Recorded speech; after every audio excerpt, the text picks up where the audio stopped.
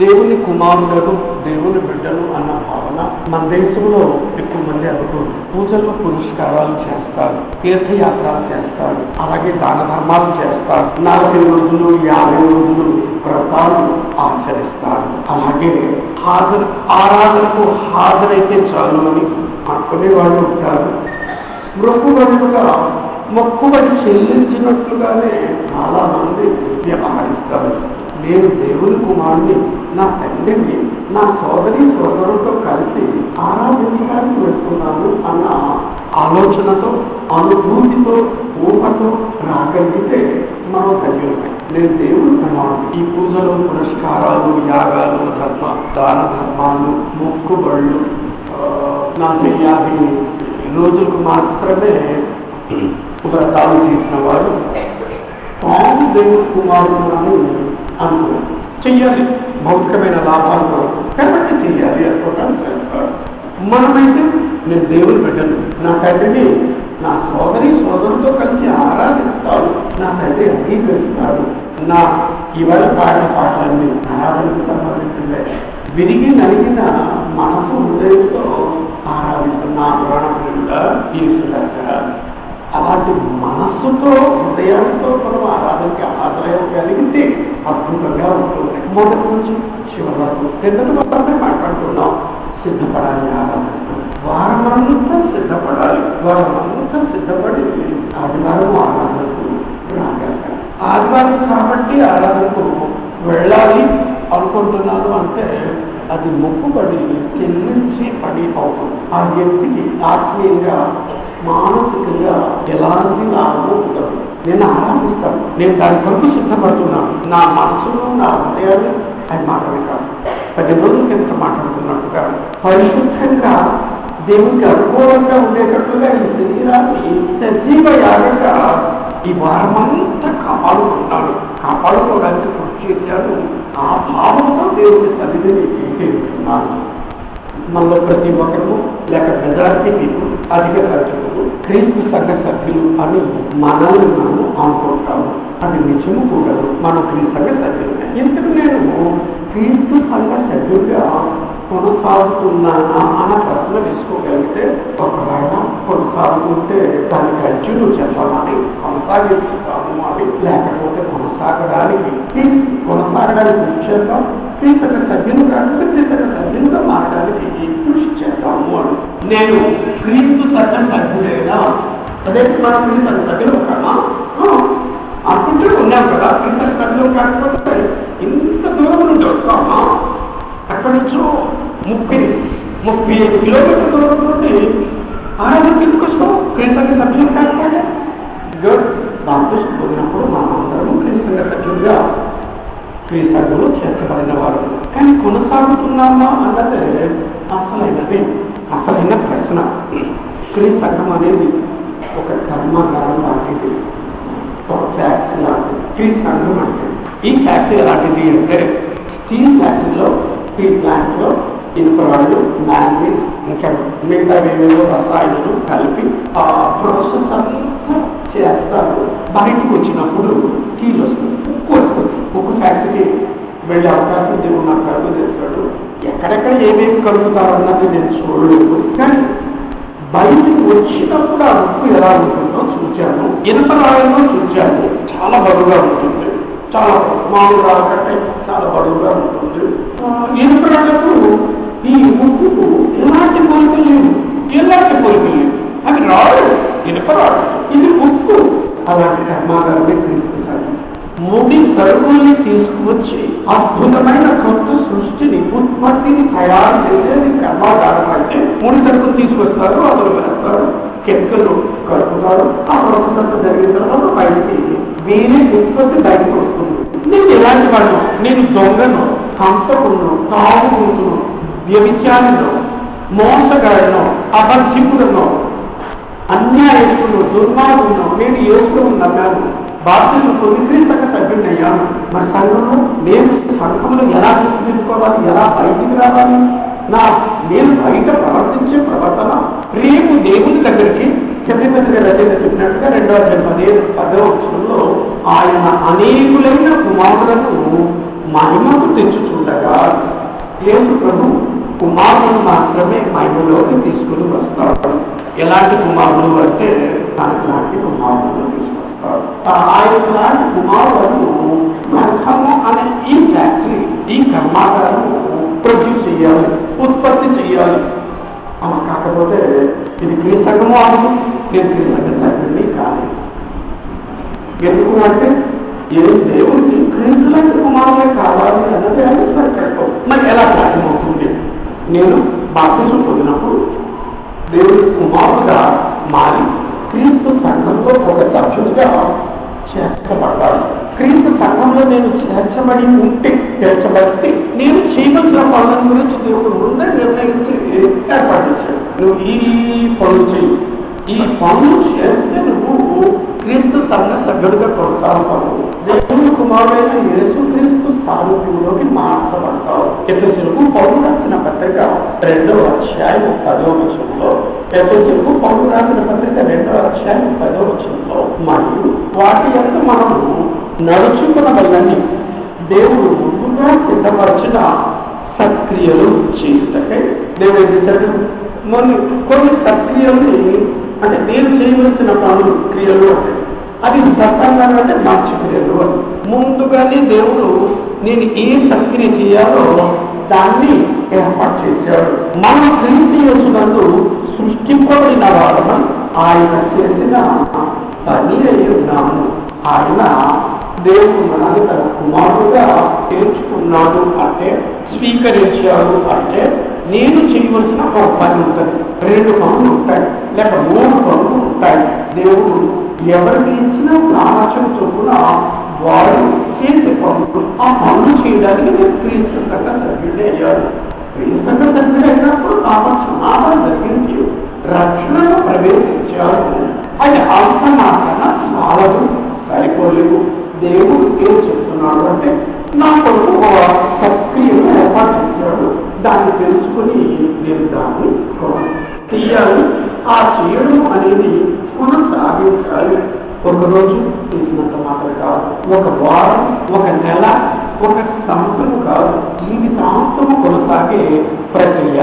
నేను క్రీస్తు సంఘ సభ్యుడైతే క్రీస్తు సంఘాన్ని దేవుడు ఆయన కుమారుని శరీరము అన్నాడు. క్రీస్తు సంఘ సభ్యుల మధ్య ఉండవలసిన సమన్వయం, అలాగే సహకారం. కిందటి వారము నన్ను క్రీస్తు సంఘ సభ్యులను క్రీస్తు శరీరంలో అవయవాలుగా పాలించాలి, పూజించాలి, అలాగే మాట్లాడాలి, వ్యవహరించాలి. ఇతరులకు కూడా క్రీస్తు శరీరంలో, క్రీస్తు సంఘంలో సభ్యులుగా నేను అంగీకరించాలి, తాటి అవయవంగా స్వీకరించాలి. ఒకే శరీరంలో మనం ఒకరికి ఇంకొకరు అవయవాలము అన్నాము. అంటే అర్థమేంటి? ఈ అవయవం ఈ అవయవం కొరకు పనిచేస్తుంది, ఈ అవయవం మిగతా అవయవాల గురించి ఆలోచిస్తుంది, బాధ్యత కలిగి ఉంటుంది. నేనేమనుకుంటున్నాను, ఆదివారం ఆరాధన వెళ్ళి హాజరై ప్రభాత భోజనంలో పాల్పంచుకొని చందా వేస్తే కొద్దిగా పలకరించే వాటిని పలకరించి వచ్చిందే చాలా అనుకుంటున్నానా? అంతకంటే ఎక్కువ ఏమైనా ఉందా? ఎప్పుడు ఎలా అనుకుంటున్నాను నేను? క్రీస్తు సంఘ సభ్యుల మధ్య ఉండవలసిన సమన్వయం, సహకారం ఎలాంటిది? సభ్యుల మధ్య అంటే ఎలాంటిది? భార్యాభర్తల మధ్య చాలా సార్లు సమన్వయం ఉండదు. ఒకరు ఒకటి అనుకుంటుంటే ఇంకొకరు అదే చెప్తారు, వాడు అనుకున్నదే చెప్తారు. ఎదురు వ్యక్తి ఆశించిన రీతిలో చెప్పరు కనుక ఇంకో వేరేగా పనిచేస్తాడు. అప్పుడు ఏం జరుగుతుంది అంటే, నేను చెప్పాను కదా ఎందుకు చేయలేదు అంటే, నువ్వు అలా చెప్పలేదు, నువ్వు ఎలాగో అర్థం చేసుకుంటే దానికి నేను బాధ్యున్నా అని వాదోపవాదాలు భార్యాభర్తల మధ్యలో కూడా జరుగుతుంది. అక్క చెల్లెలు, అన్నా తమ్ముడు, తల్లిదండ్రులు, బిడ్డల మధ్యన ఇలాంటి అపార్థాలు, అపోహాలు ఏర్పడతాయి. కానీ శరీర అవయవాల మధ్యన అలాంటి అపోహాలకు తాగుతుంది. ఎందుకు అంటే అవయవాలన్నీ ఏం పని చేయాలో ముందే శిరస్సుని నిర్ణయించి ఆగేసుకుంటే అవయవాలు వాటిని పాటిస్తూ ఉంటాయి. దేవుడు మన ప్రతి ఒక్కరూ చేయవలసిన పని ముందే నిర్ణయించాడు. ఆ పని చేయడానికి మనం క్రీస్తు సభ్యులం అయ్యాము. క్రీస్తు శరీరంలో అవయవంగా చేర్చబడ్డావు. మరి నేను పోషించవలసిన పాత్ర ఏమిటి? మిగతా వారిని క్రీస్తు సంఘ సభ్యులుగా భావిస్తున్నానా, అంగీకరిస్తున్నానా? అంగీకరిస్తే శరీర అవయవాల మధ్య నుండి ఐక్యత, సమన్వయం, సహకారం మరి నేను ఇతరులకు అందిస్తున్నానా?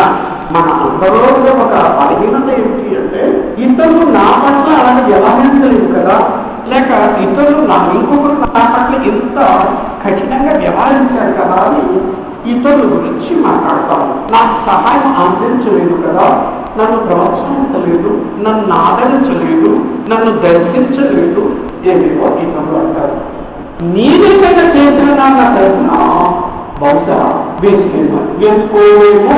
తీవ్రవాదంలో ఎవరిని కదిలించినా వాళ్ళు మాట్లాడతారు, ఈ దేశం నాకేమిచ్చింది, ఈ దేశం నాకేమిచ్చింది, నేను గౌరవించడానికి అని తీవ్రవాదంలో ఎవరైనా అంటారు. దానికి మేధావులు ఇచ్చిన జవాబు ఏమిటి అంటే, నువ్వు ఈ దేశానికి ఏమిచ్చావు?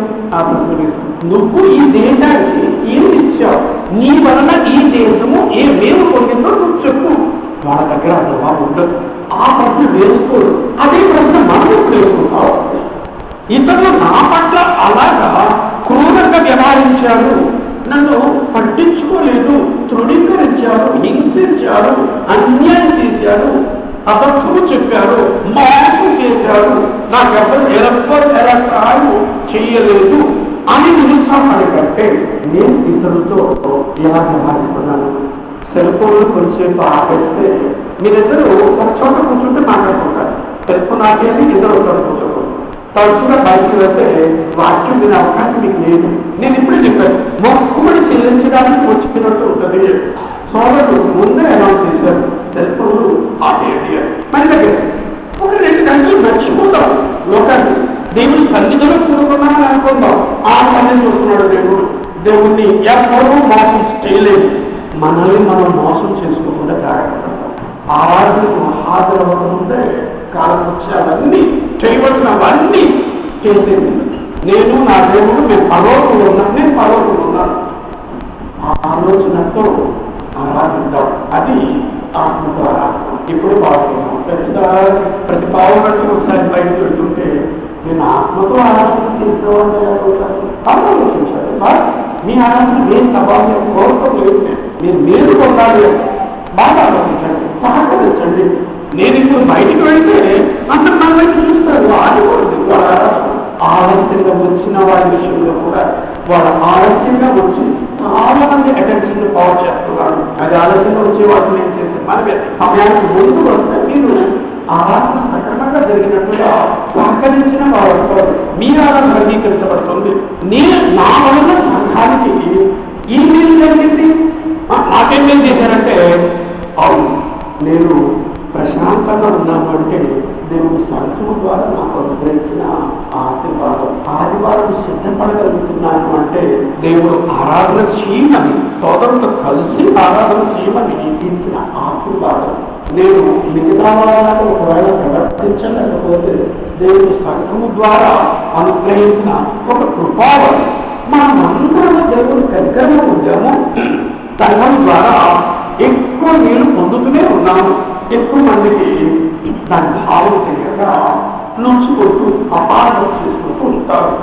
పత్రిక రచయిత ఏమంటారు అంటే 10వ అధ్యాయం, ఆరాధనకు అందరము చేరుకున్న కాలంలో ఒకరి వల్ల ఇంకొకరు ఏం పొందాలి? 10వ అధ్యాయం 24-25 వచనంలో కొందరు మానుకొనుచున్నట్టుగా, అది కొందరు ఆదివారం ఆరాధన కావాలని మానేస్తారు. చిన్న సాగు దొరికితే మానేస్తారు. నేను తాగుతున్నాను కాబట్టి నేను ఆరాధనకు రాను, నేను అబద్ధాలు చెప్పాను కాబట్టి నేను ఆరాధనకు రాను, నేను తిట్టాను కాబట్టి ఆరాధనకు రాను, నేను ప్రార్థన చేయలేదు కాబట్టి ఆరాధనకు రాను. భార్యభర్తల మధ్యన సమస్యలు ఎదురయ్యే వాటించుకున్నాం కనుక మేము ఆరాధనకు రావాలి. ఆరు వెతికేవాడు చాలా మంది ఉంటాము అన్నటువంటి ఆరాధన మానుకోవడానికి ఏ సాధన ఉంటుంది? ఒకటి ఎవరైనా అడిగితే నేను అది చెప్పాలి. కొందరు మానుకుంటున్నట్టుగా సమాజంతో కూడుత మానక ఒకరినొకరు హెచ్చరించడానికి. నేను ఎంతమందిని హెచ్చరిస్తాను? మీకే అవకాశం ఉంటుంది, మీరు వాక్యం చెప్తారు కదా, అందరినీ హెచ్చరించే అవకాశం మీకే ఉంటుంది అని. ఆరాధన అయిన తర్వాత అందరినీ హెచ్చరించుకోవచ్చు, వారంతట్లో హెచ్చరించుకునే అవకాశం ఉంటుంది. రాలేదు కదండి, దూరంగా ఉంటే ఈ మనుషుల దేవుడు కనికరించి టెక్నాలజీ మెరుగై సాంకేతిక జ్ఞానం అభివృద్ధి చెందితే మన చేతిలో సెల్ ఫోన్ లేని కుటుంబం అనేది భారతదేశంలో ఒకటి కూడా లేదు. అలా బాగున్నారా? రాత్రి నేను ఒక బ్రదర్ ఫోన్ చేశాను, నేను బయట మందు కొనుక్కోవడానికి వచ్చానండి అన్నాను. సరే ఇంటికి వెళ్ళిన నేను ఫోన్ చేయండి అన్నా. అతను నాకు చూడలేదు. ఇంటికి వెళ్ళిన తర్వాత ఫోన్ చేశాను.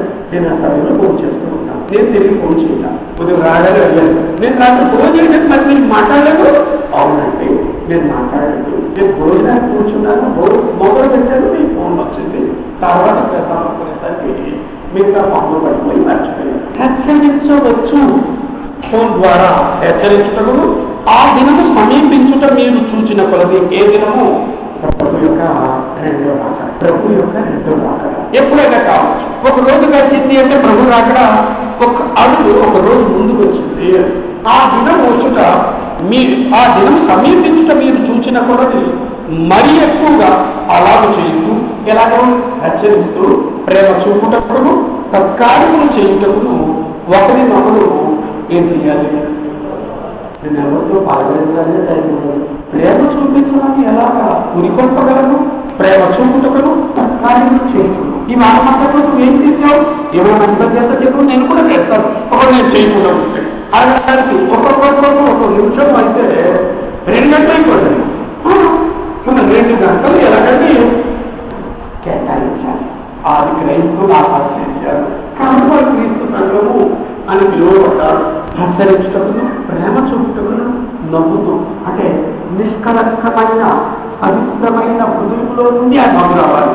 మీ కళ్ళలో మీ మొహంలో అది స్పందించాలి, కనబడాలి. ఎదుటి వ్యక్తికి ఈ చిరునవ్వులో కపటమేమి లేదు, వేటకారమేమి లేదు.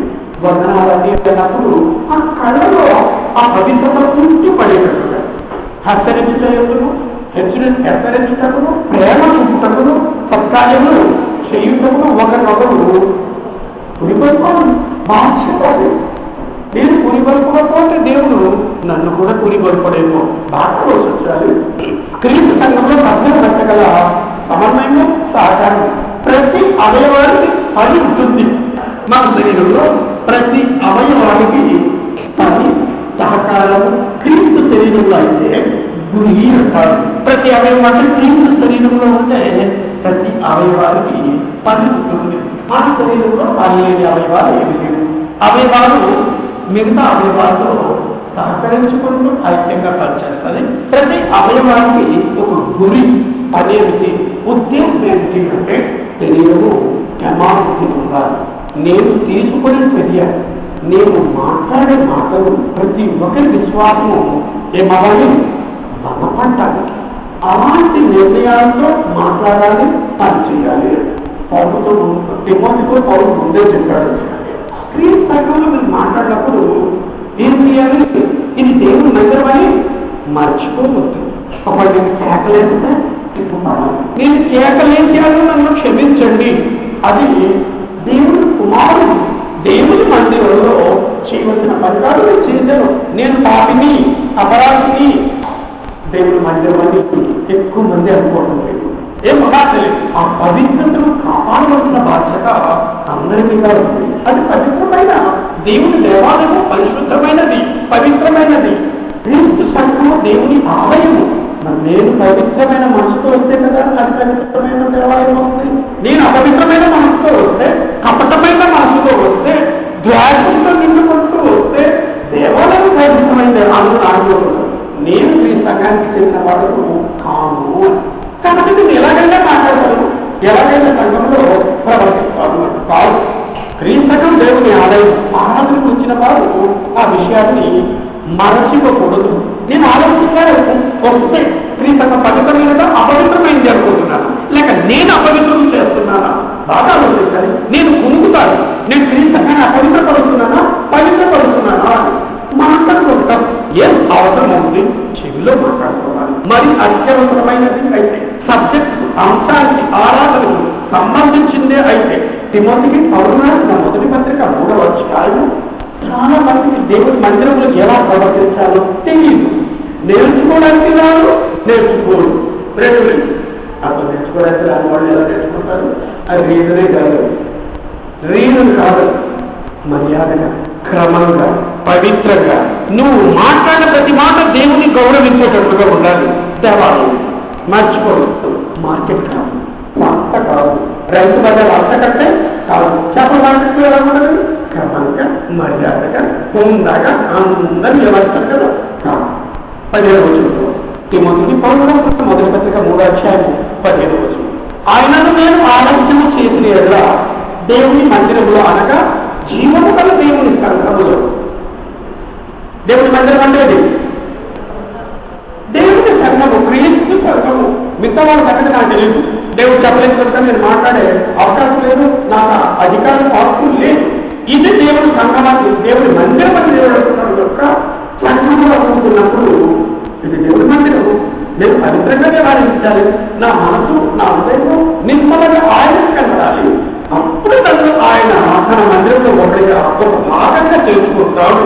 మీరు సజీవమైన రాయని 10 రోజుల కింద మాట్లాడుకుంటాం. వారమంతా సిద్ధపడాలి. నేను మందిరంగా మార్చబడుతూ ఉన్నాను. ఆ మందిరంలో నేను కూడా ఒక భాగం.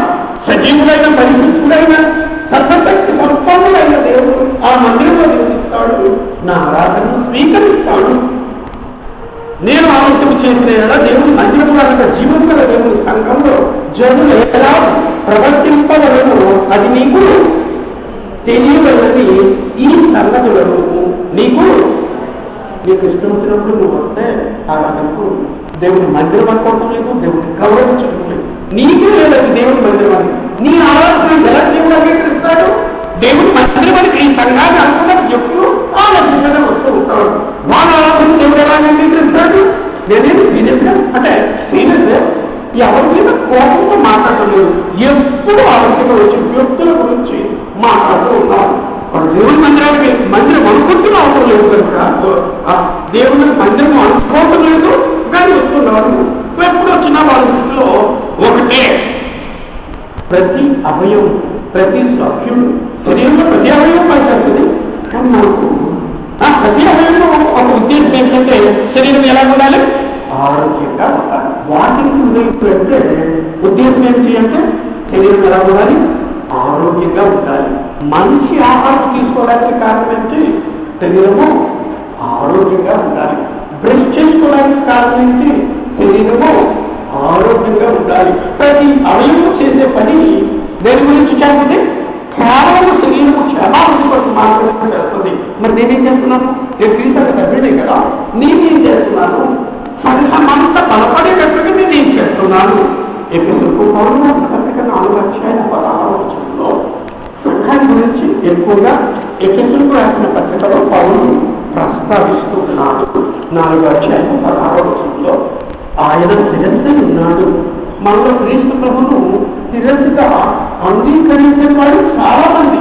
ఈ అవయవం శిరస్సును పెద్ద డిపార్ట్మెంట్ అని అంగీకరిస్తుందా? అంగీకరించదా? సర్వాధికారం శిరస్సునే ఉందని ఈ శరీరం అనుకోదా? అనుకోదా? శిరస్సు చెప్పినట్టు చేస్తుందా? తనకు ఇష్టం వచ్చినట్టుగా ఈ చెయ్యి కానీ, కాలు కానీ, కన్ను కానీ, ముక్కు కానీ, నోరు కానీ, చెవి కానీ ప్రవర్తించడానికి ఇష్టపడుతుందా?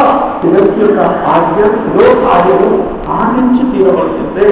పాటించకపోతే ఆ శిరస్సుకు లేక శరీరానికి నాకు ఎలా సంబంధం లేదు. ఆయన శిరసై ఉన్నాడు. ఆయన నుండి సర్వ శరీరము చక్కగా మర్చబడి తనలో ఉన్న ప్రతి అవయవం, ఎన్ని అవయవాలు? నేను అవయమేనా? క్రీస్తు సంఘంలో సభ్యుడేనా? మరి నేనేం చేస్తున్నాను? కిందటి వారిలో 7 పనుల గురించి మాట్లాడుకున్నాను కదా, అందులో నేనేం చేస్తున్నాను? మిగతా వారందరికీ తెలియపరచాలి. ఈ పని చేయగలిగిన కృపను దేవుడు నాకు ఇచ్చాడు. ఎందుకు చేయమంటున్నాడు? సంఘ క్షేమాభివృద్ధి 7 పనుల గురించి మాట్లాడుతున్నాడు. అలాంటి ఆలోచన లేని వ్యక్తులైతే ఇక నుండైనా అలాంటి ఆలోచనలు కలిగి జీవించడానికి ప్రయత్నం చేద్దాం. ప్రతి అవయవం తన పరిమాణం చొప్పున పనిచేయుచుండగా ప్రతి కీలు వలన కలిగిన బలము చేత అతుకబడి రెండు భాగాలకు మధ్యన ఉండే దాన్ని ఏమంటారు? కీలు అంటారు. ఈ రెండు కలిసి ఉండడానికి కీలు పనిచేస్తుంది. ఈ రెండింటి మధ్యన ఉండే సంబంధము శరీరానికి బలాన్ని ఇస్తుంది. అలాగే ఏ ఒక్కరితో నాకు అభిప్రాయ భేదం వచ్చినా దాన్ని పరిష్కరించుకోవడానికి నేను ప్రయత్నం చేయకపోతే సంఘం అంతటి మీద దాని ప్రభావం ఉంటుంది. ఇక్కడ దెబ్బ వసూలైపోయింది, దానికేగా నొప్పి కాదు, దాని ప్రభావం ఎన్నిటి మీద ఉంటుంది? ఫుల్ బాడీ మీద. ఈ బాధతో కాదు తొందరగా అడుగులు వేయలేము. ఈ బాధతో ఈ చెయ్యి కూడా సరిగ్గా పని చేయలేము, లేవలేదు. ఈ ఇద్దరి మధ్యన అభిప్రాయ భేదాలు వచ్చినా, అపోహలు అపార్థలు ఏర్పడినా, వివాదాలు ఏర్పడినా, సత్సంబంధం లేకపోయినా దాని ప్రభావం క్రీస్తు సంఘం అంతటి మీద ఉంటుంది. దాని గురించి మనం ఆలోచించగలిగితే అవును, క్రీస్తు సంఘము సభ్యులుగా చేర్చబడము ధన్యకరమైన విషయము అని అప్పుడు అనుకుంటారు. అర్థమై అన్నీ తెలిస్తే ప్రతి కీలు వలన కలిగిన బలము చేత అతుకబడి ఏం చేస్తుంది? ప్రేమ యందు తనకు క్షమాభివృద్ధి కలుగునట్లు శరీరములకు అభివృద్ధి. అతను మాట్లాడుతున్నాడు, అతను ఇప్పుడు అతను వాళ్ళని మానేస్తాను, అతను తెలియదులే అనుకుంటాడు, చెప్పొద్దు అంటాడు. మీ ముగ్గురు ఈ సంఘమే. ఈ కీలు ఈ అభివారికి ఆవిడానికి మధ్య నుండి కీలు వాళ్ళకి లేదు, ప్రేమ లేదు. నేను అనుకుంటున్నాను కానీ దాని ప్రభావం ఎంతమంది మీద ఉంటుంది? సంఘ సభ్యుల అందరి మీద ఉంటుంది. పాదాలకు ఒక ముళ్ళు గుచ్చుకుంటే దాని నొప్పి పాదానికే ఉంటుందిగా. ఆ బాధ శరీరంలో ప్రతి అవయవం అనుభవించవలసిందే. ప్రతి అవయవం పని లేకుండా ఉండదు. అయితే అందరూ ఒకే పని చెయ్యరు. శరీరంలో ఉన్న అవయవాలు క్రీస్తు సంఘాన్ని క్రీస్తు శరీరంగా పోల్చాడు, దేవుడే పోల్చాడు. తిరసేమో యేసు అని, శరీరమేమో క్రీస్తు సంఘము అని. మరి ప్రతి అవయవము పని చేయాలిగా, నడవడం పని చేయాలి. ఆ పని ఏంటో మిగతా వాళ్ళకు తెలియాలి. నేను పలకరించను, ఇంకా నేనేం చేస్తున్నాను అదే తెలుసు. నేను చేయకుండా పర్లేదు. చుట్టాలు వస్తారు, వాళ్ళకు ఇంట్లో బాధ్యత ఉంటుందా? బియ్యం ఉందా, పప్పు ఉందా, కూరగాయలు ఉందా, ఆయిల్ వండుకోవడానికి అవసరమైన గ్యాస్ ఉందా? ఇవన్నీ చుట్టాలకు అవసరం లేదు. కానీ ఎవరు కావాలి? మరి ఇక్కడ ఉండే చుట్టాలేంటి అందరూ? ప్రతి ఒక్కరికి అవసరము సంఘ క్షమాభివృద్ధి గురించి. కేవలం ఒక పురుషులకు మాత్రమే కాదు, స్త్రీలకు కూడా అవసరం. వాళ్ళు బోధించారు, సంఘంలో వాళ్ళు బోధించారు. కానీ వాళ్ళకి తెలియాలి. ఏమిటి తెలియాలి? తాను ఏం చేస్తుందో ఆమె చెప్పగలగాలి. ప్రతి ఒక్కరు ఏం చేస్తున్నారో అనేది తెలియాలి, అందరికీ తెలియాలి. అందరి సహాయము, సహకారము, ప్రార్థన అందరికీ అవసరం.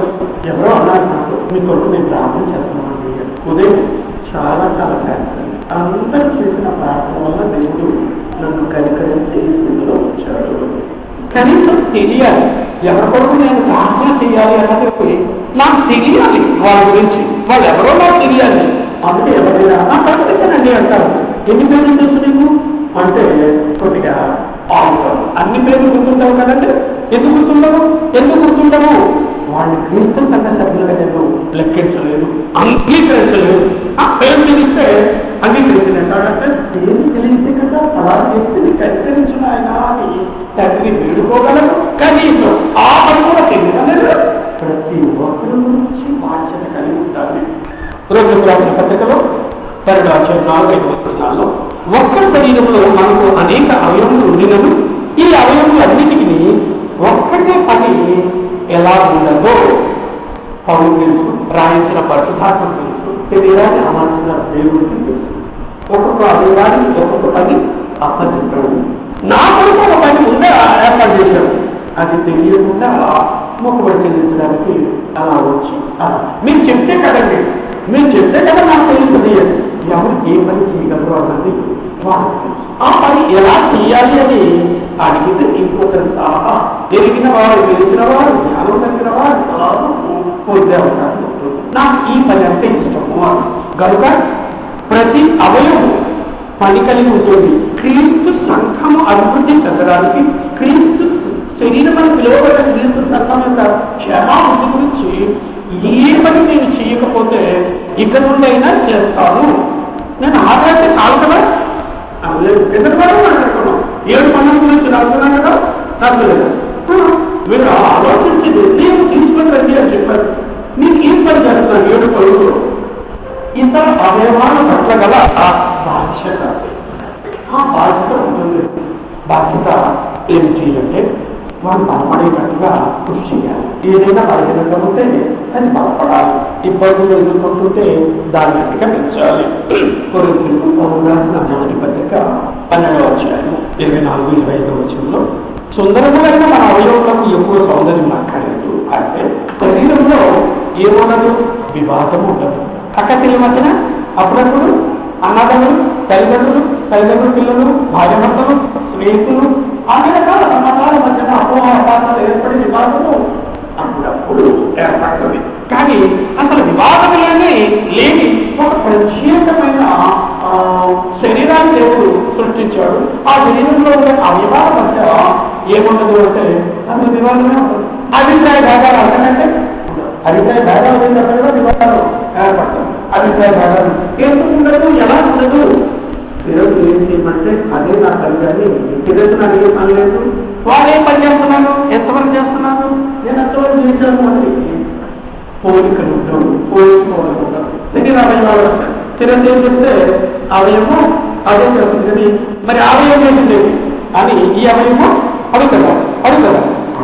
అలాంటి సఖ్యత, అలాంటి ఐక్యత, అలాంటి సమన్వయం, సహకారం, ప్రోత్సాహం.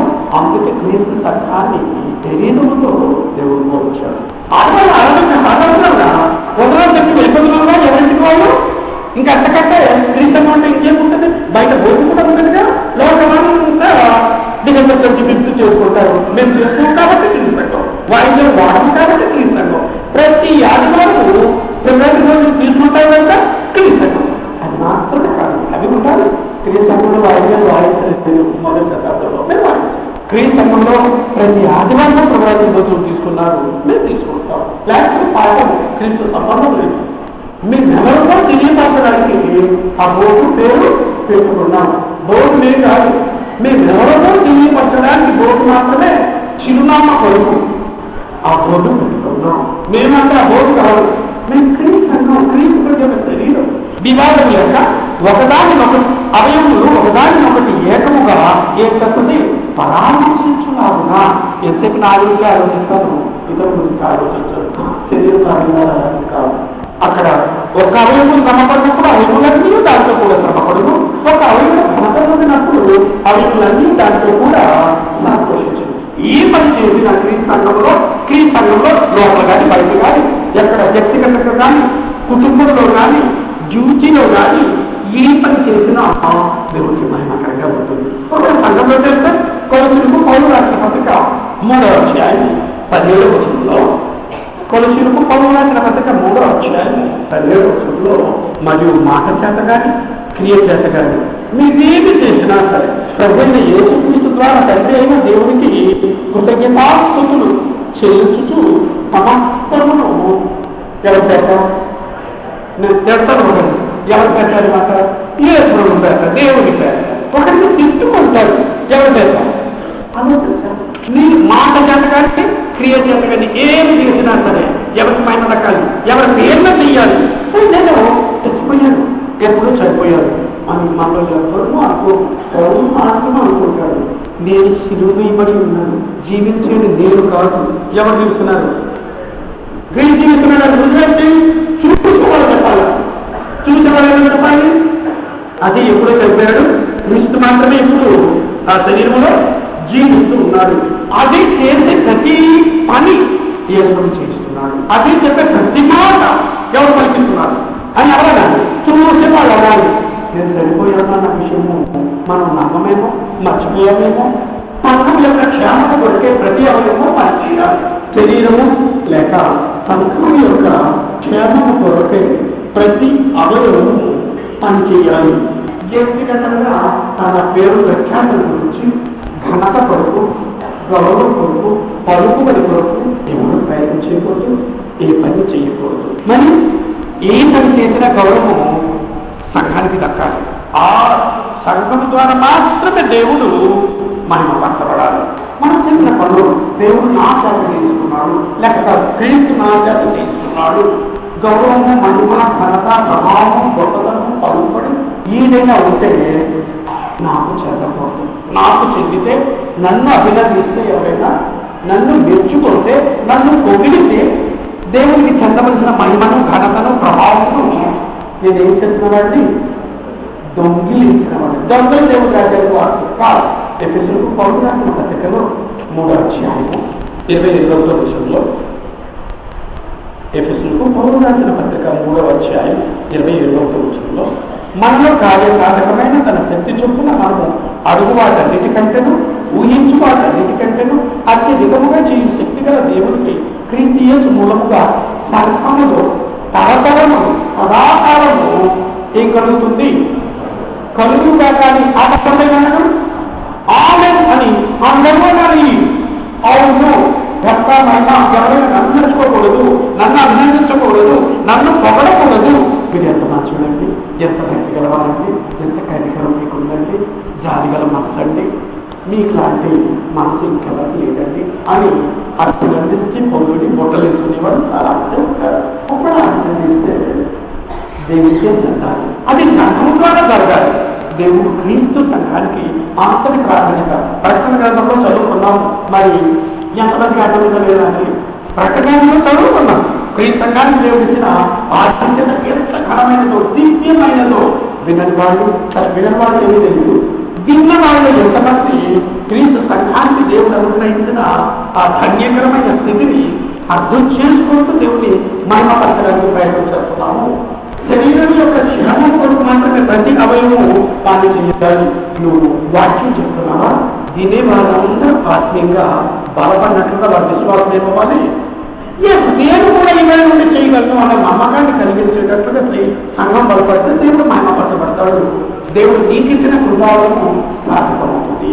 అంటే ఎవరే పని చేసినా మీ చర్చ్ బిల్డింగ్ నిన్న వచ్చి కొంతమంది సారీ మళ్ళీ క్లీన్ చేశారు. వాళ్ళు చేసిన పని ద్వారా దేవుడు మహిమపరచబడతాడు. మేము చేశాము అన్న ఆలోచన, నేను వాక్యం చెప్పాను కదా అన్న ఆలోచన మనలో ఎవరికి ఉండకూడదు. మాట చేత కానీ క్రియ చేత కానీ ఏం చేసినా దేవుడు మహిమపరచబడేటట్లుగా దేవుడికే చెందాలి. దేవుడు నీ చేత చేయించేటట్లుగా ఉండాలి. కొరింథీయులకు పౌలు రాసిన మొదటి పత్రిక 14వ అధ్యాయం 3వ వచనంలో ఏమంటాడంటే, క్షమాభియు హెచ్చరికయు ఆదరణయు కలుగునట్టు ఎవరైనా మాట్లాడాలి. ప్రవచించేవాడు మనుషులతో మాట్లాడుతున్నాడు. 5వ వచనంలో మాట్లాడుతూ మీరందరూ భాషలతో మాట్లాడాలని కోరుతున్నారు, కానీ మీరు ప్రవచించడం విశేషంగా కోరుతున్నాను. ఆ తర్వాత సంఘము క్షమాభిని కొరకు నిమిత్తము ఏ పనైనా చేయండి. సంఘంలో ప్రతి ఒక్కరూ పడాలి, క్షమాపతి కలగాలి. 31వ వచనంలో అందరూ నేర్చుకున్నట్లు, అందరూ హెచ్చరిక పొందినట్లు నేను నేర్చుకుంటున్నానా, నేర్పిస్తున్నారా ఆలోచించాలి. సంఘ సభ్యులు దీన్ని ఎలా సాధించగలరు? ఎలా సాధ్యమవుతుంది? ఎలాగంటే నెంబర్ 1, క్రీస్తే తనకు ఉన్నాడు కానీ అది వాక్యం, కానీ వాస్తవం కాదు కదా. అది వాక్యమే. ఏది? క్రీస్తు సంఘానికి శిరస్సై ఉన్నాడు అనేది వాక్యం. అంటే వాక్యమా? వాస్తవానికి వాక్యానికి మధ్యన తేడా. వాక్యం అంటే రాయబడింది బైబిల్లో. వాక్యం ఏంటంటే నేను అంగీకరిస్తున్నానా, నా శిరస్సు చేసుకోవా, ఆయన శిరస్సుగా ఉండి ఏ శరీరానికి శిరస్సుగా ఉన్నాడో ఆ శరీరంలో నేను అవయవమా? శిరస్సు ఇచ్చిన ఆజ్ఞగా నేను ఎప్పుడు అన్ని విషయాలు పాటించడానికి కృషి చేస్తూ ఉన్నానా?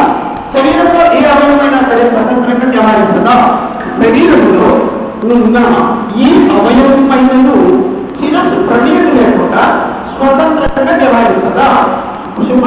వ్యక్తిసారి సభ్యుడి నాకు నచ్చినట్టుగా నేను చేయవచ్చా? నేను చనిపోయాను అంటాడు పాలు. రాసిన పౌలు ఏమంటాడు? 2వ అధ్యాయం 20వ వచనంలో, నాకు ఇష్టమైతే ఆరాధనకు వస్తాడు, ఇష్టం లేకపోతే మానేస్తాడు. ఇష్టమైతే క్లాస్కి వస్తాడు, ఇష్టం లేకపోతే మానేస్తాడు. నాకు క్రీస్తు సంఘం అంటే అర్థం కాలేదు. క్రీస్తు సంఘం అంటే అర్థం కాలేదు. క్రీస్తు శిరస్సుగా స్వీకరించని క్రీస్తు సంఘం ఉంటుందా? క్రీస్తును శిరస్సుగా స్వీకరించని క్రీస్తు సంఘం ఉంటుందా? ఉండదు. ఒక రూపాయలు క్రీస్తు సంఘం కాదు. ఒక క్రీస్తు సంఘమే అయితే, క్రీస్తు శిరస్సు అయితే ఆ శరీరంలో నేను అవయవమే క్రీస్తు సంఘ సభ్యుడిని. మరి శిరస్సుగా క్రీస్తును గౌరవిస్తే, క్రీస్తు చెప్పిన మాటలు ఆజ్ఞలన్నిటిని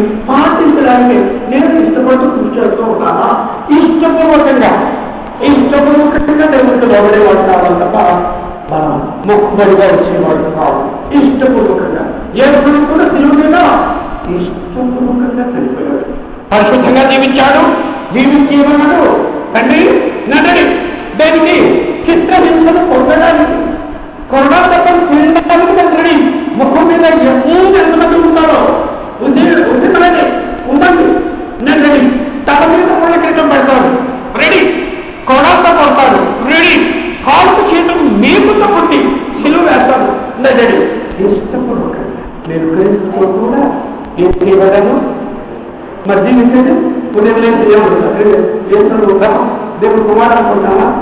ఒక కుటుంబం ఉంటే నాకు ఒక భార్య, పిల్లలు, తల్లి, తండ్రి, భర్త, ఇవి ఉందా? దేవుడు కుమారుడు ముందు ఆలోచన వస్తుందా? లేక ఆ ఆలోచన మనల్ని ఆరాధనకు రాకుండా ఆలోచనగా వచ్చేటట్టుగా చేస్తుంది. ఏది? దేవుడు కుమారుడిని మర్చిపోయాడు. ఒక కుటుంబానికి యజమాని, యజమానురాలని, పిల్లలు అందరు ఉన్నారు. అందరి పట్ల నా బాధ్యత నెరవేర్చాలి. ఎస్, నెరవేర్చు. కానీ అంతకంటే గొప్ప బాధ్యత ఏది? ఎవరి పట్ల, ఎవరి విషయంలో, ఎవరంటే నాకు ఎక్కువ ఆసక్తి? ఉదయం లేచి పిల్లలు వంట భర్తలు కూడా ఉంటున్నారా అంటే అసలు ఉద్దేశం ఏంటి అంటే, అసలు కారణం ఏంటి అంటే, నేను దేవుడు కుమారుడు అన్న విషయాన్ని మర్చిపోయాడు. క్రీస్తు సంఘ సభ్యుడు అన్న విషయాన్ని జ్ఞాపకం లేకుండా ఏమి మర్చిపోలేదు? ఒకటి భర్తని, ఒకటి భార్యని, వారికి నాకు పిల్లలు ఉన్నారు, నేను తండ్రిని. ఈ బాధ్యతలు ఏమి జ్ఞాపకం కదా? అది మనం మాత్రం ఉండదు. ఏది మాత్రం జ్ఞాపకం ఉంటుంది? ఇది మాత్రమే జ్ఞాపకం ఉంటుంది. ఏది జ్ఞాపకం ఉంటుంది? కష్టంగా ఉంటుంది నా మాట, కానీ ఆలోచించండి. తమ హృదయంతో, మంచి హృదయంతో, విశాలమైన భావంతో, ఆలోచనతో, హృదయంతో ఆలోచించండి. ఏది మర్చిపోదు? దేవ సంబంధమైన ఈ భావం, బాధ్యతలు ఏది మర్చిపోదు. ఏది మర్చిపోతాను? నేను దేవుడు కుమారుని. ఎవరైతే చెప్పలేదు ఉదయం లేచి ఆదివారం ఉదయం నేను దేవుడు కుమారుని, క్రీస్తు సంఘ సభ్యుని, నా తండ్రి ఉండే ఉంటాడు, నా ప్రభువు నా ప్రభు ఎదురు చూస్తుంటాడు ముందంటున్నా వాడు పని చేస్తున్నాడేమో. ఎప్పుడైనా అనుకుంటావా దేవుడు బిడ్డ ఆదివారం ఉదయం నేను గర్తించడం లేదు, తిట్టడం లేదు, జోడించడం లేదు, సూటిగా ప్రశ్న వేసుకోవాలి అని కోరుతూ ఉన్నాను, మనవి చేస్తూ ఉన్నాను. గుర్తుంటుందమ్మా దేవుడు బిడ్డని? గుర్తుంటుందా? ఆదివారం ఎలా కదా అన్ని పనులు అయిపోయిన తర్వాత ఎందుకు వెళ్ళండి అంటే, ప్రభా మా నాన్న చెప్పాడు క్షమానాలు కదా, నేను వెళ్ళి సమాజం చేస్తానంటే అక్కర్లేదు అన్నాడు చేసుకోడు. మరి ఏమి ముఖ్యం? నువ్వు వెళ్ళి ముందు సవాలు ప్రయత్నించవయ్యా. నువ్వు వెళ్ళకపోయినంత మాత్రం నా శ్రమని ఆలోచించరు. ఎవరో ఒకరు పారేస్తారు, సమాజం చేస్తారు, సమాధి చేస్తారు. దేవుని కుమారుడు నాగటి మీద చేయి వేసి వెనక్కి తిరిగిన వాడు దేవుని రాజ్యానికి పాత్రుడు. అదే దేవుడు జ్ఞాపకం బాగా నేను క్రీస్తు కూడా సిలువ పడ్డాడు. ఎప్పుడైనా అనుకుంటానా? అన్ని పనులు చేసిన తర్వాత ఉంటాయి కాబట్టి ఎక్కడికి వెళ్ళిపోతున్నాను? క్రీ సంఘం అంటే అదే కదా, అలాంటి వాళ్ళతో కూడింది కదా క్రీ సంఘము. పోగొట్టున్నాడు. 2వ అధ్యాయం నేను క్రీస్తుతో కూడా సిలువ వేయబడి ఉన్నాను, ఇకను జీవించువాడను నేను కాదు. నేను చెప్పుకోగలను, మా మనసాక్షిని చెప్పుకోగలను. నేను క్రీస్తు సంఘ సభ్యుని, దేవుని కుమారుడు, నేను సిలువ వేయబడ్డాను, ఏదైతే నాలో జీవిస్తూ ఉన్నాడని నేను నా మనసాక్షితో చెప్పుకోగలనా? వాదం ఏమన్నా మనసాక్షి అయితే చెప్పుకోవచ్చు, వాదమే అది చెయ్యని మనసాక్షి అయితే చెప్పుకోవచ్చు. ఆయన అలాగే చెప్తాడు, ఆలోచిస్తాడు, ఏదో వస్తున్నాడు, నన్ను ఉద్దేశించి నాకు మాట్లాడి ఉంటాడు. నేను నా పేరు కొరకు నేను గట్టిగా మాట్లాడటం కనీసం అభిమానం. దేవుడు నన్ను క్షమించాలి, కనీసం ఆ పదాలు వాడాలి. అభిమానమైనా సరే దేవుని కుమారుడు అని చూస్తావా? నేను తల్లిది, మరి నా బిడ్డలు ఎస్ ఇంకో గంట ముందే సిద్ధపడి చెప్పాడు. నేను అలాగలేదు, సిద్ధపడాలి. ఎప్పటి నుంచి సిద్ధపడమని చెప్పారు? మరి మనమందరం అలాగే సరే. ఎవరైనా లోపం కనపడితే ఏం జ్ఞాపకం రావాలి? ఎవరైనా హెచ్చరించినప్పుడు స్వీకరించవచ్చు. అవును, జీవించువాడను నేను కాదు, క్రీస్తే నాయందు జీవించుతున్నాను. నేను ఇప్పుడు శరీరమంతా జీవించుతున్న జీవితము నన్ను ప్రేమించి నా కొరకు, ఎవరి కొరకు? అస్సలు నా కొరకు ఎప్పుడు చెప్పాడు నాకు జ్ఞాపకం వస్తుందా? వస్తే నాకు వంట ముఖ్యమా, యేసుని ఆరాధించడం ముఖ్యమా? నా టిఫిన్ ముఖ్యమా, యేసుని ఆలస్యమైంది టిఫిన్ ముఖ్యమా? చచ్చిపోతాను కదా నువ్వు గొడవ అయిపోతే డైరెక్ట్గా దేవుడి దగ్గరికి వెళ్ళిపోతారు కదా, ఆ నమ్మకం లేదుగా, ఆ నమ్మకం లేదుగా. అది క్రీస్తు సంఘం అంటే. అందుకే నేను క్రీస్తు సంఘ సభ్యుడేనా, నా నాను అప్పగించుకున్న దేవుని కుమారుని విశ్వాసం వల్ల నేను జీవించు, నేను దేవుని కృపను నిరంతరము చెయ్యను. దేవుడు నాకు ఇచ్చిన తలాంతులు దేవుణ్ణి మన్నపరచడానికి నేను వాడుతూ ఉంటాను. ఏడు పనులు శరీరంలో ఉన్న ఏ అబ్బాయినా సరే స్వతంత్రంగా వ్యవహరిస్తుందా? వ్యవహరించదు. తెలుసు చెప్పినమే చేస్తుంది. మనం ఎప్పుడు చెప్పినమే నేను చేస్తున్నానా? బాగా ఆలోచించాలి. అలా ఆలోచించకపోతే పాత జీవితమే. స్వతంత్రంగా వ్యవహరించు కాదు. ప్రతి అవయవము శిరస్సు చెప్పినట్లే, శిరస్సు అంటే ఈ సంఘానికి ఆశీర్వదించినట్లే చేయు. ప్రతి అవయవం. ఎందుకంటే నేను చనిపోయాను, సంఘానికి పడ్డ నేను కాదు. ఈ విశ్వాసం రావాలి అంటే వాక్యం. నేను ఆదివారం ఆలస్యంగా వస్తాను, ఆదివారమే వస్తాను, ఆదివారం ఆలస్యంగా వస్తాను. నాకు ఎలా తెలుస్తుంది? నా విశ్వాసం ఎలా బలపడుతుంది? ఆదివారం ఆరాధన చాలు కదా అనే భ్రమలు ఉంటే, మొదటి శతాబ్దంలో క్రైస్తవులు ఏం చేశారు? కొత్తగా క్రైస్తవులైన వారు ప్రతి దినము తప్పక దేవాలయంలో తప్పక ప్రతి దినము వాళ్ళ భార్య భర్త ఉంటారా? ఆ వాళ్ళు ఉంటారా? ఒక స్త్రీకి భర్త ఉంటాడా? ఆ స్త్రీకి పిల్లలు కూడా ఉంటారా? వాళ్ళు ఆడలేదు కదా. ప్రతిరోజు తప్పక అంటే ఆ సమయానికి ఖచ్చితంగా ఎలా ఆలోచించారు వాళ్ళు? నేను కొత్త లోకంలో వెళ్ళి జీవించాలి. అది పరలోకం. ఆ లోకం ఏది? పరలోకం. అక్కడ ఈ లోకంలో జీవించినట్లుగా జీవించే వాళ్ళు ఉండరు. అలాంటి వాళ్ళకి ప్రవేశం లేదు.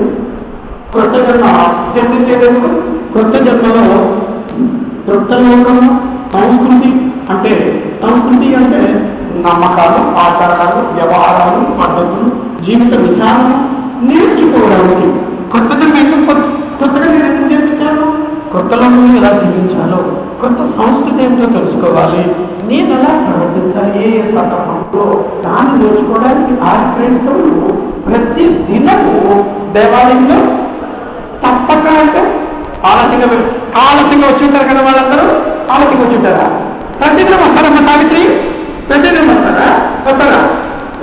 నేను పర్వకర్త అయ్యాలి, పర్వక సంబంధిని పాటలు పాడుకుంటామేమో. ఏమని మనల్ని తీసుకెళ్ళి ఇప్పుడు పెట్టాడు పర్వకం భూలోకం అయిపోతుంది. అక్కడ కూడా ఇది వదులుకోవడానికి, మార్చుకోవడానికి, కొత్తవి నేర్చుకోవడానికి సంఘము అనే కర్మాకారంలో మోడీ సరుకులైన మనల్ని వేశాడు దేవుడు. ప్రభు వచ్చేసరికి, దేవుడు పిలిచేసరికి తీరులాగా తయారైన వ్యక్తులు అవ్వాలి. క్రీస్తు శరీరంలో పనిచేయకుండా నువ్వు క్రీస్తు సంఘం ఎలా పిలవబడతావు? నేను ఎవరితో మాట్లాడుతున్నా? ఆనందించకుండా ఎవరితో మాట్లాడతాను? నేను మాత్రమే తెలిసిన వాళ్ళు ఎవరితో మాట్లాడతాను? క్రింద వాళ్ళు మాట్లాడకుండా ఏమిటండి? 7 పనులలో ఈ పని చేస్తున్నానని చెప్పి 7 పనులు ఏ పని చేయవాడు తెలుసని చెప్పిన ఏ పని నేను చేస్తున్నానని దేవుడు నన్ను తన సంఘంలో సభ్యుడిగా అంగీకరిస్తాడు. నేను ఏ పని చేస్తున్నానో ఎంతమందికి తెలియాలి? 7 పనుల్లో ఏమిటో ఒక్కొక్కటి చెప్పండి. మీరు చెప్పండి. కింద వాళ్ళు పరిచయం పెట్టారా? సువార్త ప్రకటన, ఆ తర్వాత పరిచర్య, ఆ తర్వాత బోధించుట, ఆ తర్వాత హెచ్చరించుట, ఆ తర్వాత కానుకలు ఎక్కువగా సమర్పించుట. అందరూ కనిపిస్తారు. కొంతమంది అలాంటి వాళ్ళు కూడా సంఘంలో ఉండాలని దేవుడు కోరిక. పై విచారణ ఏదండి? ఇందులో ఏ పని నేను చేస్తున్నానో అని నా మనసాక్షికి చెప్పిన సంఘటన కూడా లేదు. ఇప్పుడే లేదు. ఇక్కడ ప్రశ్న ఏంటి అంటే 7 పనుల్లో ఏ పని చేయుట అంటే నాకు చాలా ఆసక్తి. ఒక 10 మంది చెప్తారు, ఎవరు ఇంకొక పని చెప్తారు. మీరు నాకు ఏమో హామీ ఇవ్వాలి. ఏమని? తిట్టుకో. కొంతమందికి కాదు, చాలా మందికి పడుకోవడం అంటే చాలా ఇష్టం అండి. పైసా ఖర్చు కాదు, కదిలే పని లేదు, పడుకోవడం అంటే చాలా ఇష్టం. కానీ ఆ 7 పనులు అది లేదు. 7 పనులు లేదు, నవ్వుతుంది. ఏ బాధ్యత లేకపోతే హాయిగా ఉంటుంది. అదంటే చాలా ఎక్కువ. ఎంతమందికి ఇష్టం?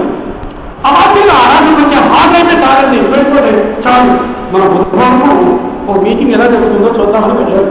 అక్కడ ఒక వ్యక్తి చెప్పాడు, ప్రసంగం చేసిన వ్యక్తి. కొంతమంది టీవీ ప్రసంగికులు అంటారు, మీరు ఆరాధనకు వెళ్ళకపోయినా పర్వాలా, మీ చందా మాత్రం నాకు కల్పించండి, మీ పేరులో మేము ప్రార్థన చేస్తాం, శుభార్త ప్రకటన ఇలాగ టెలికాస్ట్ అవ్వడానికి మీ డబ్బులు వాళ్ళు నాకు ఒక చోట సలహా ఇచ్చింది, మీరు కూడా టీవీలో మాట్లాడచ్చు కదా, డబ్బులు ఎక్కడ మాట అదేంటంటే టీవీలో చెప్తున్నాక చందాలు విరాళాలు పంపించమని మీరు కూడా చెప్పండి.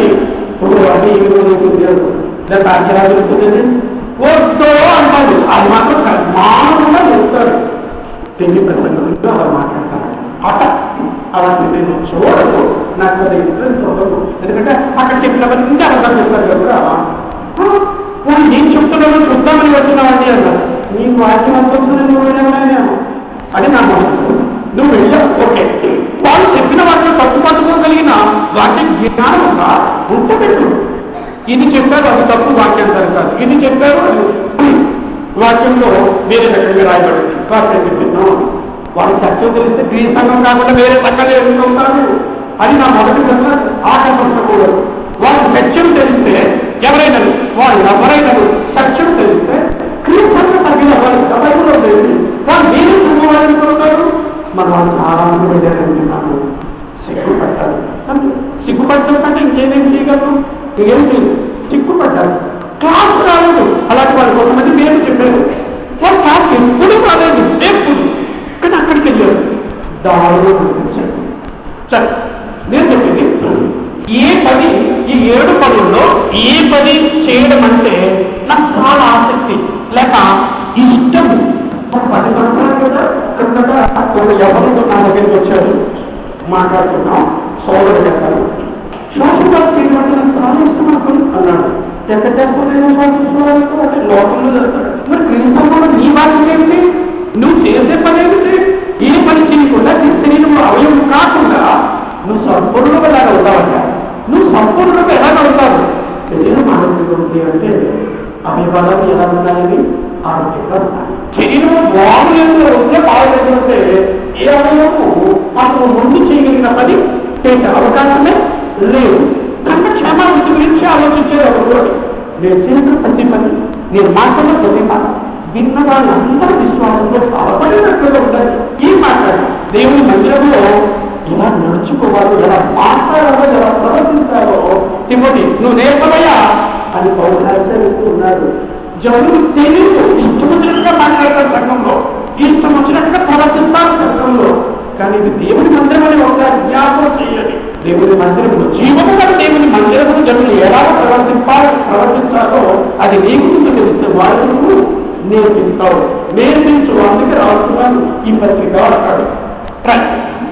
దేవుడు నామం ఉంచిన తలాంతులను ఎలా గుర్తించాలి?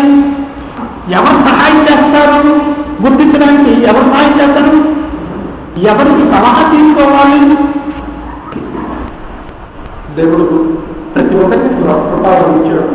నాకు కూడా ఒక తలాంతి ఇచ్చాడు.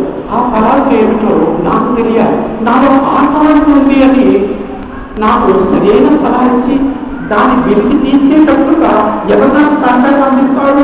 ఎవరి దగ్గరికి వెళ్ళాలి? ఎవరు సలహా అడగాలి? శరీరాశ, నేత్రాశ, జీవితము అంటే ఎవరి దగ్గరికి వెళ్ళాలి? లోక దగ్గరికి వెళ్ళి లోక జ్ఞానము శరీరాశ అంటే ఏంటో నేర్పిస్తుంది, నేత్రాశ అంటే ఏంటో చూపిస్తుంది, జీవపు దండం ఏమిటో అనుభవించేటట్టుగా చేస్తుంది. మరి దేవుడు ఇచ్చిన కళాలు కృపాలు ఆ కోసం చేసుకోవాలి. మనం పట్టిపోతాం. ఎందుకు? నేను క్రీస్తు సంఘ సభ్యుడైనా సభ్యురాలేనా? ఒక సభ్యురాలైతే సభ్యుడైతే మరి క్రీస్తు శరీరంలో అవయవం, మరి క్రీస్తు శరీరంలో అవయవం అంటే పల్లిన అవయవం, పనిచేసే అవయవం. ఏ పని చేయని అవయవం శరీరంలో ఉంటే శరీరానికి ఎంత ఆటంకం? అది శరీరానికి, సంఘానికి ఏ పని చేయని వాడు ఆటంకం. సంఘం నాణ్యతలో సంఖ్యలో పెరగకపోవడానికి కారణం ఏంటంటే అందరూ నా ఫలాన్ని ఏమిటో నాకు తెలియదు, నేను చేయవలసిన పని ఏంటో నాకు తెలియదు. ఇష్టపూర్వకంగా స్వచ్ఛందంగా పని చేయాలి, బాగా ఆలోచించాలి. ఆ విధానాన్ని నేర్చుకోవడానికి ఆది క్రైస్తవులు, ఆది సంఘము, క్రీస్తు సంఘము ప్రతి దినము దేవాలయంలో దేవుడు మనలో ఇచ్చిన తలాంతి ఏమిటో తెలుసు, సామర్థ్యం ఏమిటో తెలుసుకోవాలి. దేవుడు అనుగ్రహించే తలాంతులను తెలుసుకోవాలి. ఈ ఏడింట్లో దేన్ని నేను మార్పు చేయగలను? నేను సువార్త ప్రకటన చేయగలనా? రైట్. ఒకవేళ అలాగే అయితే జ్ఞానము ఉండాలి, రెండు జీవితము ఉండాలి, సమర్పణ ఉండాలి. జాలాలు వలలు ఓడలు వదిలేసి ఎవరిని పంపించారు? వారిని ఈ జనాలుగా చేస్తానన్నాడు ఇప్పుడు. ఎంతకాలం పట్టింది? 300 సంవత్సరాలు. వారు ఎదుటే ప్రభు అద్భుతాలు సూచనలు చేశాడా? ఆయన ఎలాంటి టీచరు? Master teacher. ఆయన నిలిచిన బోధకుడు లేదు. అతి శ్రేష్ఠుడు. 300 సంవత్సరాలు పట్టి చేప పట్టే జాలాలని మనుషులు పెట్టే జాలాలు. వాటి జ్ఞానం తెలియాలి, సమర్పణ కలిగిన జీవితం కావాలి. అదే జీవితం, అంతే. ఇక దేని గురించి నేను ఆలోచించాను. అలాగే జీవితము ఈ మోటివేట్ ఒక్క చెడ్డ మాట యేసు ప్రభువుకు నీ వల్ల రాదు. నువ్వు స్వాత ప్రకటిస్తున్నావు, ఒక్క చెడ్డ మాట నీ గురించి ఎవరు బయట అంటే లేదంటే చెప్పుకోవచ్చు, చెప్పుకోండి. కానీ నీ జీవితము పారదర్శకంగా ఉండాలి, అర్థంలాగా ప్రతిబింబించాలి ప్రతి ఒక్కరికి. Transparent life. నీ జీవితాన్ని ఎంతమంది చూడగలిగి అంగీకరించగలగాలి? ఎస్, అతను సువార్థకుడుగా రాణిస్తాడు, జీవిస్తున్నాడు. అలా ప్రతి అతను ఏమి చేయడానికి నా అంతటా నేను ఇష్టపడుతున్నాను. స్వచ్ఛందంగా కోరుకోవాలి. నువ్వు ఈ పని చేయి, నువ్వు ఏ పని చేయి, నువ్వు ఏ పని చేయి, నువ్వు ఇది చేయగలవు, నువ్వు అది చేయగలవు అని నేను చెప్తే అది నా ఇష్టం అవుతుంది. అది ఎవరి ఇష్టం అవుతుంది? నేను చెప్తే నా ఇష్టం అవుతుంది. అది మీ ఇష్టం కాదు. మీ అంతగా మీరు నిర్ణయించుకోవాలి ఏ పని చేయాలి అన్నది. ఒకదానికి కొన్నే రాశాను, ఇంకా ఉన్నాయి. నేను సువార్త ప్రకటించాలి. ఎవరికి మాదిరిగా ఉండాలి? ఎవరికి మాదిరిగా ఉండాలి? లోకానికి కాదు, దేవుడా తప్పు. దేవుడే మనకు మాదిరి. దేవుడికి మాదిరి అన్నది తప్పు మాట అవుతుంది. దేవుడికి ఎవరు మాదిరి కాదు, ఆయనే మనకు మాదిరి. యేసు ప్రభువే మనకు మాదిరి. తిమోతికి రాస్తూ పౌలు అంటాడు, గంటన్నర ఈయన వాక్యం ఎప్పుడు మొదలుపెట్టి ఎప్పుడు ఇస్తాడని చేస్తూ ఉంటాడు. అసలు మొదలు గంటన్నర చెప్తారుగా అని కామెంట్స్ వినబడ్డాయి. నాకు చెప్పిన వాడు మరి వాడు ఎంత ఆసక్తిగా వాడు తిమోతికి పౌలు మొదలుపెట్టిన 4:13-12 ఈ సంగతులు నాజ్ఞాపించి బోధించు, నీ యవ్వనమును బట్టి. అంటే సువార్త సేవకు యవ్వన కాలం నుండే సమర్పించుకునేవాడుగా ఉండాలి. తాగినప్పుడు సమర్పించాడు. తల్లి భక్తురాలు, మా అమ్మ భక్తురాలు. ఆవిడ భక్తే, మా అమ్మ భక్తి మానవుడు కూడా వచ్చింది. తల్లి భక్తే మానవుడు కూడా వచ్చింది. నీ ఎవరిని బట్టి ఎవరినో నిన్ను తృణీకరింపనీయము. కానీ మాటలోను, ప్రవర్తనలోను, ప్రేమలోను, విశ్వాసంలోను, పవిత్రతలోను ఎవరు నాది? లోకానికి కాదు. విశ్వాసులకు మాదిరి అంటే రోల్ మోడల్. మాదిరి అంటే ఎవరు నిలబడితే మిగతా వాళ్ళు ఆ ఎవరిని చూసి నేర్చుకోవాలి అని మిగతా వాళ్ళు అందరికీ అనిపించారు. తెలియదా? రోల్ మోడల్ అంటే మాట చేయలేదు. తల్లి గురించి ఎప్పుడు వాగ్దానం చేయకూడదు. రోల్ మోడల్ మాదిరి అంటే అని వాటి గురించి మాట్లాడారు. ఏ విషయాల్లో? మాటల్లో, ప్రవర్తనలో, ప్రేమలో, విశ్వాసంలో, పవిత్రతలో. 5 గురించి మాట్లాడారు. ఎవరికి మాదిరిగా? లోకానికి కాదు, విశ్వాసాలకు మాదిరిగా ఉంటారు. అంటే మిగతా విశ్వాసులు ఆ స్వార్థకుని చూసి నేర్చుకునేటట్టుగా స్వార్థసేవ చేయాలనుకున్న వాళ్ళు ఉంటారు. అంటే వారి జీవితము సువాసనకు అవసరమైనా ముఖ్యం. రోల్ మోడల్గా ఉండే జీవితం అవసరమేనా? ఎవరైతే ఇవ్వండి సువాసనతో ఒక మాట్లాడదండి, ఎవరైనా మాట్లాడి అది లోక జ్ఞానం. నువ్వు సమర్పించుకో, తేడకూడదు. ఎస్, సమర్పించుకున్న వ్యక్తి అసలు దేవుడి సత్యం అయితే క్రీస్తులో 7 పనులు నిరంతరంగా కొనసాగవలసిందే. ఇంతకు నేను 7 పనులు ఏ పని చేయడానికి నాకు చాలా ఇష్టపడి చేస్తాను. ఎవరింటున్నాడు? 7 పనులు ఏది ఇష్టం? నాలో ఉండే తలాంతును ఎలా గుర్తించాలి? ఆ గుర్తించే విషయంలో ఎవరు నాకు సహాయం చేస్తారు? నాతో నేనేమనుకుంటాను? పై విచారణగా నేను ఉండాలి అనుకుంటాను. అది వాక్యానికి అనుగుణంగా ఉంటుందా? పై విచారణ అంటే సంఘబద్ధ. మరి దేవుడు సంఘబద్ధకు సంబంధించిన ఆలోచన రాశాడు. నాలో ఉందా? బాగా ఆలోచించాలి. ఇవేమి చేయకుండా, ఇవి వీటి గురించి ఆలోచించకుండా ఆరాధనకు హాజరై వెళ్ళిపోతే చాలాకులు వ్యక్తులమైతే నన్ను నేను మోసం చేసుకుంటున్నాను. దేవుడు ఎవరికూ మోసం చేయలేదు. నన్ను నేనే నన్ను వాళ్ళు ఏమి వింటున్నారో నాకు తెలియదు, మరి వింటున్నారో లేదో కూడా నాకు తెలియదు. మిమ్మల్ని చూసే అవకాశం లేదు. మీ మొహాన్ని వచ్చే ఫీలింగ్స్ చూసారు. వెనబడి వాళ్ళు ఎలా ఉంటారండి అంటే ఎప్పుడు వాళ్ళు వెనకే ఉంటారు, ఒక్కరోజు కూడా ముందు రావాలని ప్రయత్నం చేయరు. ఇలాగా కేవలం బొమ్మను చెల్లించడానికి నేను ఆరాధనకు వచ్చానా, మరి ఆత్మతో ఆరాధించినట్లు అవ్వదు. వారమంతా నేను సిద్ధపడి వచ్చానా, ఎప్పుడు వస్తాను? వారమంతా సిద్ధపడతాయి. బాగా ఆలోచించాలి. దేవుడి మందిరంలో నేను ఎలా ప్రవర్తించాలనేది నాకు తెలియదా వద్దా? సమర్థమంతా ఒక వెళ్ళడు. రేపు 25న చక్కలో బౌలు పెట్టుకుని తూలుతూ వెళ్తాడు. ఎక్కడికంటే హ్యాపీ క్రిస్మస్ అంటాడు. అతను కూడా ఏమన్నాడు, తాను కూడా ఎక్కడికి వెళ్తాడని, దేవుడికి క్రీస్తు లాంటి కుమారుడు పిలువబడ్డ వాళ్ళ దేవుడు నాణ్యత కావాలి. క్రీస్తు లాంటి కుమారుడుగా ఈ సంఘంలో ఒక వ్యక్తి నూరు తిట్టుకోకపోతే లోకంలో ఉండేవాడు దేవుడు తయారవకాశం లేదు. ఏమైనా అయితే ఈ సంఘంలో బాగా ఆలోచించాలి. నేను ఎవరిని విమర్శించడం లేదు. ఈ అవకాశాన్ని సాధించుకోగలిగిన వ్యక్తులైతే మీకు ఎవరు సహాయం చేయాలి, లేకపోతే మనకెవరు సహాయం చేయాలి. కాబట్టి నేను క్రీస్తుని సభ్యులా అని ప్రశ్న వేసుకుని ప్రతి ఒక్కరు ఆలోచించాలని మనం చేసుకో ఆర్థిక